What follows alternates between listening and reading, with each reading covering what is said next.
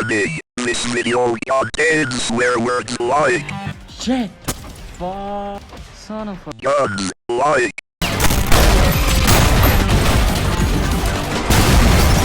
and blood, a lot of blood.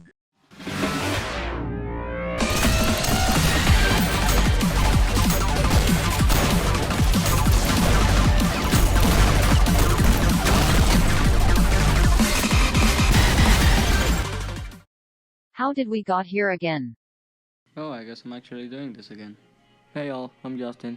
I've been recently playing this not so well known game called Ultrakill, which is really fun by the way. Really fun. I'm not joking. But why, you may be wondering? It's because you can shoot. And shoot. But in a cooler fun. Okay, dropping the jokes. This game is really good for a big amount of reasons that I can't even name all of them in a small video like this. So I'm just gonna name my favorite reasons from the normal ones to the most crazy stuff in this game. Also, to avoid giving spoilers about the main acts, I'll mostly use footage of the prologue, prelude, and a few clips from Act 1, Layer 1. Alright, everyone knows these basics. Forward to forward, backwards to backwards, left to left, right to right. Sliding is the same thing like before. You can go into any direction except if you are already sliding. Dashing follows the same rules like walking. You can use it in any direction. You can also combine the slide and jump to start a slide jump, which you can use to speed up your movement as it uses the momentum of the slide and can be repeated constantly to gain more speed. Then you have the dash jump, which is made when you jump at the same instant as you dash. This uses the minute, which is also used for ground slams. You can use it to boost your jump, making it go higher. Also, this can be used later for a more type of complex movement. A short example is the slime storage, which is performed by using the ground slam at the same time you climb on a wall. This was just a recap on the basic movement on which the game consists. Following on, a list on the few stuff I may have missed.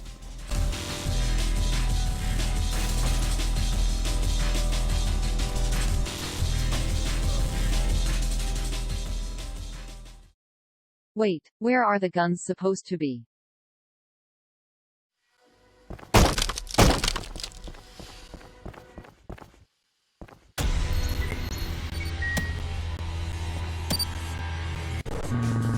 So guns, eh? Did you see that? 11 seconds before this? That's an attack. A punch specifically.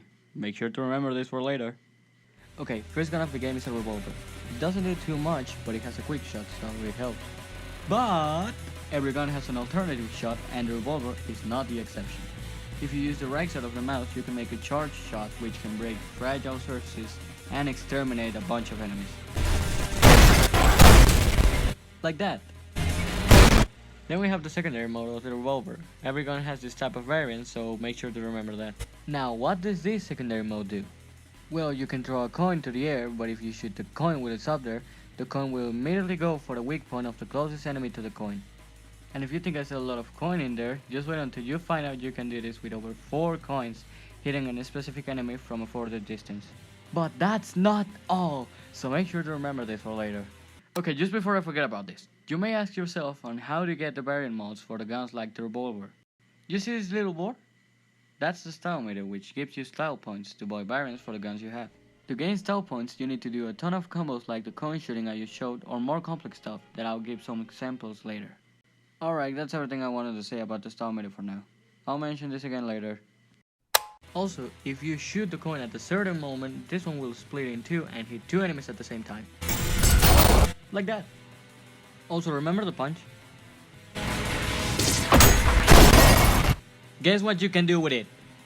If you punch a projectile with the perfect timing, you'll be able to parry it and send it back to the enemy, which also instantly heals you, so make sure to parry some stuff when you can, since it can heal you and give a lot of the stall points. Also, it works with almost every projectile, so make sure to remember this too. Also, this reminds me of another cool feature of the coin. If you shoot at it while an enemy is charging a projectile, the coin will hit the projectile and it will explode at his hand. Okay, next gun, which is the shotgun. Who is this guy? So you could kill this guy with a normal stylish way, or you could use your new knowledge on Paris and use it to your advantage.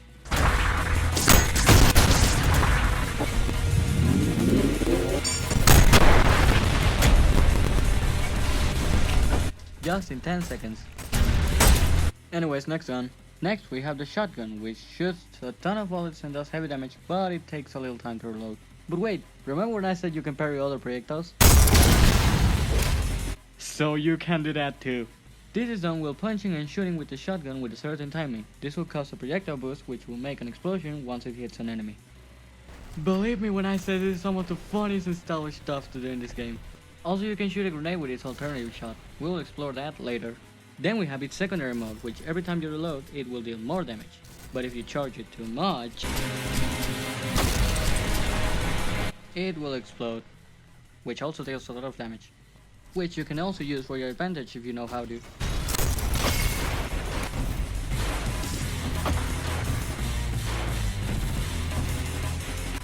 Now, if you remember everything about parries to shotgun and parries to enemies, you can try to do this type of stuff. All of that in just 4 seconds. As long as the enemy attack has a yellow spark, you can parry it. Anyways, remember the shotgun grenade I told you about? If you shoot the grenade and quickly change to the revolver, you can do this. This can deal a lot of damage to a horde of enemies, just like the charge explosion of the secondary shotgun. You can also do this with another gun I'll mention later. It still doesn't do a lot of damage to bosses though, but it does look stylish as fuck. Anyways, next gun. The nail gun, which shoots a ton but limited amount of nails, dealing a lot of damage in a quick time. Now, if you ignore the convenient box on the background, you can shoot a magnet with an alternative shot, redirecting all nails to an enemy. Which really helps when you want to shoot a fast enemy, so our bullets always go for him as long as the magnet is near. Anyways, its secondary mode is a little similar, except that the nails are infinite, but do less damage, and set the enemy on fire once it's overheated. This has a limit though, as it can only be done 2 times before it needs to be recharged. You can also use both of the modes to deal more damage, or combine the magnets with the heat nails to nail bomb everything in its path, and eventually your PC too. Next gun we have on the list is the railgun. It's like an OP laser gun. It goes through the enemies and also deals a ton of damage. Anyways, onto the secondary mode of the gun. This one makes use of a drill which makes constant damage to the enemy, which you can use to quickly heal while in battle and still make meaningful damage to the enemy. Now, surprisingly, we go to the third mode of this gun, which consists on a huge explosion that can deal heavy damage to bigger enemies and hordes of enemies. Now, if you remember the shotgun grenade trick I said I was gonna mention later, if you hit the grenade with the third mode of the railgun, you get this. This is called the nuke. It fuses the power of the third railgun with the grenade and expands the range and damage of the explosion, dealing heavy lots of damage. You can use this on bigger enemies or use it on a bunch of enemies to clear the area real quick. Speaking of combos with the railgun, you can also do some wacky stuff with the coins I talked a bit ago. The Ultrakill shot is done while shooting with the railgun one of the revolver's coin on the air. This redirects the shot to the weak point of the enemy, which again makes a lot of damage. If you take on note that the railgun goes through the enemies, you can throw some coins to the direction the enemy is and shoot the enemy so the shot goes through him and hit the coin, redirecting the shot back to the enemy again. It's like shooting 2 bullets with only 1. Not only that, as you can also do the same with the charge shot of the revolver, which deals even more damage. And that's all of the guns I can talk of. There is another gun that I didn't talk about though, but that's because it's way further in the game and I really don't want to spoil it. Following on, a list on some extra stuff that may be interesting or some stuff I may have missed.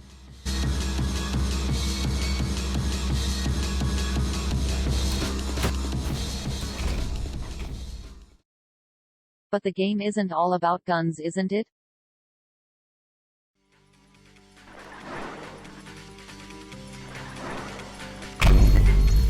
Yeah, there's more fun stuff to do instead of shooting everything that moves. To start, I would really like to talk about how this game really goes. Because you don't start blasting everything just out of nowhere, you have reasons. Everything starts with this wacky little robot called V1. He killed all of the mankind for blood so he could be able to keep working as intended. So in a movement to keep getting fuel to keep living, he went to hell without thinking it twice. Why? Because mankind is dead, blood is fuel, and hell is full. And that's how we get to the mouth of hell, which is basically the prologue of the game. Now that this is out of the way, I can explain how the events go through the prologue.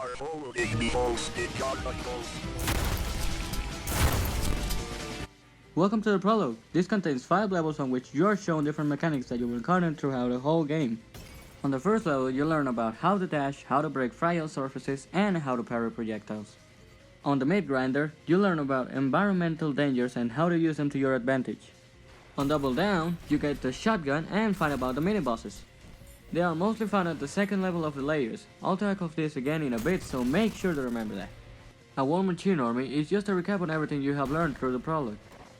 On Cerberus, 5th and final level of the prologue, you get to fight Cerberus as a main boss. This is a barrier that prevents of the player from getting to the real stuff of the game, acting like a skill test. After you finish the boss battle, you're able to enter the first layer of hell, this one being... And that's where the demo of the game ends. There is way more cool stuff beyond, but that's from other acts of the game which I won't spoil. Stuff like the nail gun and the rail cannon are stuff mostly used on the first act of the game.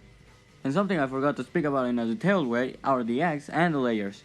First of all, I would like to start with the acts. There are a total of 3 acts that counts with a total of 10 levels on each one of them. Each level also counts with their own amount of secrets, which can get you some cool stuff. An example of these are the secret levels. These are accessed by doing certain steps or a certain action. Again, I'm not gonna spoil any of this as they really feel like a big surprise once you get them on your own. Now, about the layers. One thing that you should have in mind is that Ultrakill does take place in Hell, but it's also inspired from the Circles of Hell from the Divine Comedy. So basically every layer makes use of the 9 Circles of Hell, which is cool since every layer has its own ambience and mechanics. In a certain layer the ambience could be more natural, and maybe on the next one you could be in a sort of citadel. On one layer you could be trying to avoid dangerous liquids, and on another one you could be fighting under the water. Even the music changes depending on the layer you are in. Sometimes it can be chill on some layers.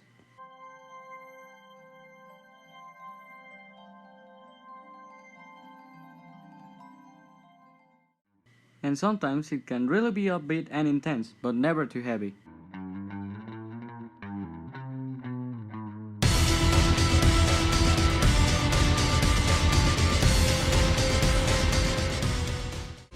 Something really nice about the soundtrack is that whenever you're in a battle, this one will change his speed to one that fits more the adrenaline of the fight. Now, going back to the layer stuff, I forgot to mention how every single layer has a main boss at the end of it. Each one of them have their own characteristics. Perhaps they can only punch you, they can have a second phase, and bit with other type of stuff. But they all end up being somewhat enjoyable, until you have to P-rank all of them. And for this, I need to remind you of something. And that's the style board, which I talked for like only 8 seconds. What this also does besides giving you style points to use on the store, is that it gives you a rank at the end of the level depending on how many kills you got, how much time you took, and how much style you had. Just like that. These ranks go from the D rank to P rank, and P rank is basically getting a perfect score, which basically means you need to get all the kills of the level, a high amount of style points, and finish the level before it reaches a specific limit. This is not an easy task, as I spent mostly around 2 months P-ranking all the levels of at least the first act. Now, if you do decide on P-ranking all the levels, you will get a bigger challenge, which I'm not gonna spoil at all, but believe me when I say that it's one of the most crazy challenges on the whole game. And is there more stuff to do? Yes, if you finish most of the stuff already on the game, you can still check out the Cyber Grind, which is basically the arena mode of Ultrakill, which you can also edit to your liking, from how should the structure of the arena be, or change the textures and skyboxes of it. And you can basically keep playing and finishing waves of enemies till your fingers end up broken. And if you get bored of the Cyber Grind, you can do some wacky stuff on the sandbox, which funnily enough, it's literally the GM construct map, in which you can do any type of stuff you think of. You can spawn enemies and try new combos on them, you can spawn a ton of enemies and make your PC crash, and overall using the cheats menu to your advantage. But that's not the only place where you can use the cheats menu. You can literally use this wherever you like to. You can activate it with the good old Konami code. Of course these have some restrictions. If you use them you will be unable to get style points nor a final rank. It's not a big deal, but it won't be able to help you get a P rank on the levels. Now, you may use the cheats to break Heyall through the axe, or to make the axe easier to play. Now, what if I told you that you can change the difficulty of the game to one more accessible to new players, and even better, modify the game with accessibility options that makes the game fit more to your liking. This goes from minor assist options like bright silhouettes on fast enemies and auto aim, to major assets like modifying the speed of the game, the damage taken, infinite stamina, and other type of stuff. Now, sadly, this still won't let you get P ranks nor a cyber grind score, which still means that you need to get good. But that still shouldn't restrict you of having fun. I mostly play and finish the game with minor assets like auto aim, and still got to have a portion of the cake called skill. So as long as you're having fun, the way you play shouldn't matter. So just enjoy doing wacky stuff on whatever way you like. What about the community? The community is cool overall, but can really be wild to new players. An example of this is some of the stuff I put about these text. Again, it's really great, but it can confuse some of the new players. But the community isn't all about being silly. Something that really shines on the community is the amazing way these people play the game. Believe me when I say that the gameplay I recorded and used on this video is nowhere near as good as what an average gameplay of Ultrakill looks. Some of the people that play this game amazingly good are Herb Messiah, G-Heist, and Fracture Star. There are literally more than what I can find right now, but literally everyone in this game is good at it. This community is the type of people that speedrun a new content update in 30 minutes. But that's not the only thing they're good at. There are really some talented artists out there, in both fan art and music, even animations. Now, this leads to another theme I'll talk in a little bit, but some people actually even go further beyond that. They even make their own layers and levels. The community in general is amazing. It can confuse a lot of new people, but once you get to know it, you realize how talented and nice it is. Which makes it more amazing knowing the fact that the game is still on early access. Yes, the game is not done yet, and it already feels like it's 100% completed. Because it's still missing one full act. The full game will have more, like a level editor, mod support, harder difficulties, and more cool stuff. It's really amazing how full the game feels in early access. That's why I'm inviting you to play it. I didn't actually spoil a lot of stuff, so you can play the Act 1 and Act 2 as blind as you can. You could even try the free demo first to see if you actually like it. And if you do end up enjoying it, you can buy it for a price of $24 for the whole game and the upcoming updates. And that's everything I have left to say from this script I wrote on a t-shirt. Please consider giving this game a chance. It's really good and it's close to being finished. You can really see the care and effort put by the developers on this game. You can join the ride of waiting for Act 3 or just buy the game once it's actually done. Your choice. So yeah, that's it. So please make sure to give this game a chance. You may enjoy it as much as I did. Perhaps it may become your new favorite game. But that's always up to you. I'm Justin, and see you.